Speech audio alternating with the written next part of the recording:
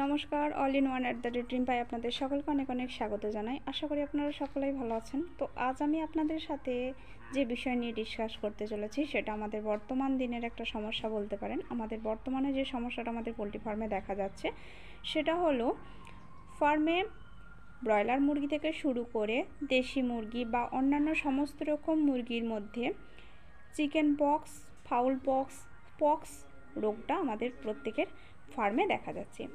এই রোগটা কিন্তু 8 থেকে 10 দিন বয়সের মধ্যে আমাদের ফার্মে পরিলক্ষিত হয়, কিন্তু খুব একটা বেশিভাবে নয়। তো পরবর্তীকালে 14-15 দিন বয়সের পর থেকে এই রোগটার যে প্রাদুর্ভাব সেটা অতিরিক্ত পরিমাণে দেখা যায়। এই রোগটার বিশেষ কারণ হলো আমাদের এই যে সিজন চেঞ্জ, অর্থাৎ দুই রকম আবহাওয়া, দিনের দিকে অতিরিক্ত গরম, রাতের দিকে আবার ঠান্ডা। তো দুই রকম আবহাওয়ার জন্য এই সমস্যাটা আমাদের ফার্মে বিশেষত দেখা যায়। এই সমস্যা যদি আমাদের ফার্মে হয় তো সেক্ষেত্রে আমাদের ফার্মে যারা নিজেরা ফার্ম চাষ করেন তাদের ক্ষেত্রে তো খুবই সমস্যার সম্মুখীন হতে হয়। তার সাথে সাথে আমরা যারা কোম্পানি চাষ করে থাকি তাদের ক্ষেত্রেও এটা অনেক সমস্যার কারণ ফাউল পক্স বা চিকেন পক্স বা পক্স, এই জাতীয় পক্স যদি হয় আমাদের ফার্মের পাখিতে, তো সেক্ষেত্রে কোনো ট্রেডার ফার্মের যে মুরগি সেটা নিতে চায় না বা পাবলিকও কোনোভাবে এই মুরগিটা কিনতে চায় না। তো এই গায়ে দাগ থাকার দরুন বা এই যে পক্সটা, এটা যেহেতু একটা ভাইরাল ইনফেকশন, তো এর জন্য কিন্তু আমাদের মুরগিটা বিক্রি হতে চায় না, যে কারণে যারা নিজেরা চাষ করেন তারাও যেমন লস খান, যারা ফার্ম কোম্পানির আন্ডারে চাষ করেন তারাও কিন্তু প্রচুর লসের সম্মুখীন হন। তো আমাদের এই রোগটা প্রতিরোধ করার জন্য বিশেষত কোনো রকম মেডিসিন কিন্তু সেভাবে এখনো পর্যন্ত পাওয়া যায়নি। তো ফার্মে কিছু ম্যানেজমেন্ট, কিছু ব্যবস্থাপনা আমরা যদি অবলম্বন করি, তার সাথে সাথে যদি কিছু হোম রেমেডি আমরা ফার্মে অ্যাপ্লাই করি, তো সেক্ষেত্রে কিন্তু এই যে সমস্যাটা থেকে খুব ভালো ফলাফল পাওয়া যায়।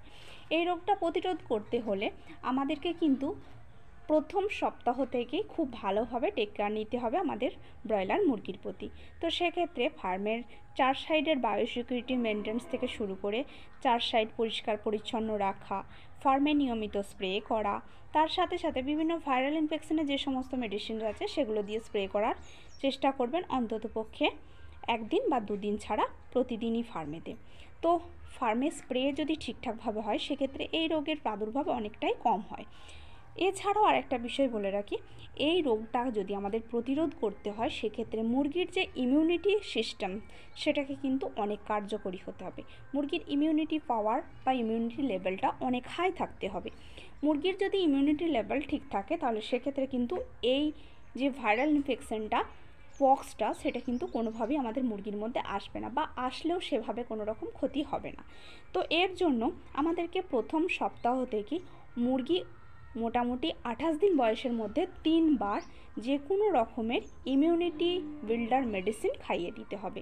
তো সেক্ষেত্রে আমরা প্রথম সপ্তাহ বা প্রথম 10 দিনের ভিতরে ইমিউটাস বা ইমিউনোকেয়ার এই জাতীয় ইমিউনিটি বিল্ডার মেডিসিন আমরা খাওয়াতে পারি। তবে একটা কথা বলবো, আমাদের ফার্মে যাতে এই সমস্যাটা না আসে তার জন্য একটা হোমিওপ্যাথি মেডিসিন বলবো, যেটা আপনাদের ইমিউনিটি সিস্টেম মুরগির যেমন খুব স্ট্রং করবে, তার সাথে সাথে এই ধরনের রোগকে প্রতিরোধ করার জন্য কার্যকরী অ্যান্টিবায়োটিক হিসাবেও কাজ করবে। সেটা হলো আর্সেনিকাম অ্যালবাম 200।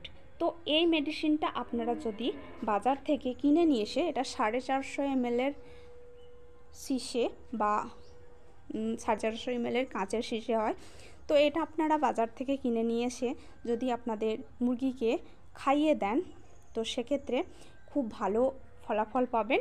তো এটা খাওয়াতে হলে হাজার মুরগির জন্য 50 ml আর্সেনিকাম অ্যালবাম 200 2 ঘন্টার জলে দেবেন। 10 দিনের ওপরের মুরগিকে, মানে মুরগির বয়স যখন 10 দিন প্লাস হবে তারপর এটা সকালের দিকে দিতে হবে এবং বিনা জল শোধনে ঠিক সেরকম পরিমাণ জল নেবেন। আর তার সাথে সাথে আরেকটা বলি, হোম রেমেডি একটা বলবো, যেটা আপনারা অ্যাপ্লাই করে দেখবেন খুব ভালো ফলাফল হবে।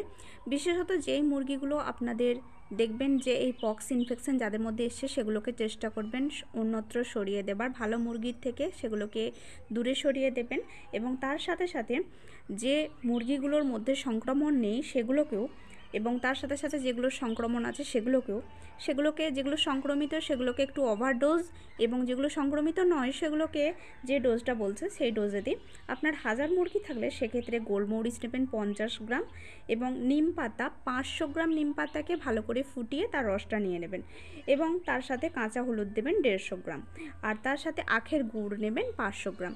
তো এগুলোকে নিয়ে ভালোভাবে মিক্সড করবেন। অর্থাৎ এক্ষেত্রে বলি, আখের গুড়টা ফুটিয়ে নেবেন, গোলমরিচটা ভালোভাবে বেটে নেবেন, এবং হলুদটাও কাঁচা হলুদ নেবেন, কাঁচা হলুদটা ভালোভাবে বেটে নেবেন। এগুলোকে ভালো করে মিক্সড করে তারপর এগুলোকে আপনারা যে কোনো টাইম, সকাল বা বিকাল যে কোনো টাইমের জলেতে 2 ঘন্টার মতো জলেতে এটা খাইয়ে দিতে পারেন। দেখবেন এটা কিন্তু অনেক ভালো কাজ দেবে এই রেমেডিটা। তার সাথে সাথে যেগুলো সংক্রমিত মুরগি সেগুলোকে কিন্তু ওভারডোজে একটু দিয়ে দেবেন। এগুলোকে প্রয়োজনে আপনি যেগুলো সংক্রমিত মুরগি সেগুলোকে সারা দিনে রাতের জলেতেই এই জলটা পরপর 3 দিন ব্যবহার করতে পারেন, কোনো সমস্যা নেই। এবার বলি, যে মুরগিগুলোর মধ্যে এই সংক্রমণটা হয়েছে সেই সংক্রমিত জায়গাতে আপনারা যদি কাঁচা হলুদ এবং তার সাথে নিম পাতা এটাকে যদি বেটে যদি সে সংক্রমিত জায়গাটায় লাগিয়ে দেন, দেখবেন এই সংক্রমিত জায়গাটা আস্তে আস্তে কিন্তু সেরে যাবে। তো এটা কিন্তু অল্প পরিমাণ মুরগি, যাদের যদি বাড়িতে কেউ চাষ করে থাকেন দেশি মুরগি, তো সেক্ষেত্রে আপনারা যে জায়গাটায় এই সংক্রমণটা হয়েছে সেই জায়গাটাকে প্রথমে ভালোভাবে পরিষ্কার করে নিতে হবে, এবং তারপরে এই হলুদ এবং নিম পাতার লেপন সেটাতে লাগিয়ে দিতে হবে। তাহলে দেখবেন মুরগিটা কিন্তু অনেক তাড়াতাড়ি সুস্থ হয়ে যাবে। তো ধন্যবাদ, এখানে আমি আমার ভিডিওটা শেষ করছি। আর আমার ভিডিও যদি আপনাদের ভালো লেগে থাকে তাহলে অবশ্যই আমার চ্যানেলটাকে সাবস্ক্রাইব করার সাথে সাথে বেল আইকনটা প্রেস করে রাখবেন, আগামী সমস্ত রকম নতুন নতুন ভিডিও নোটিফিকেশন যাতে সবার আগে পান।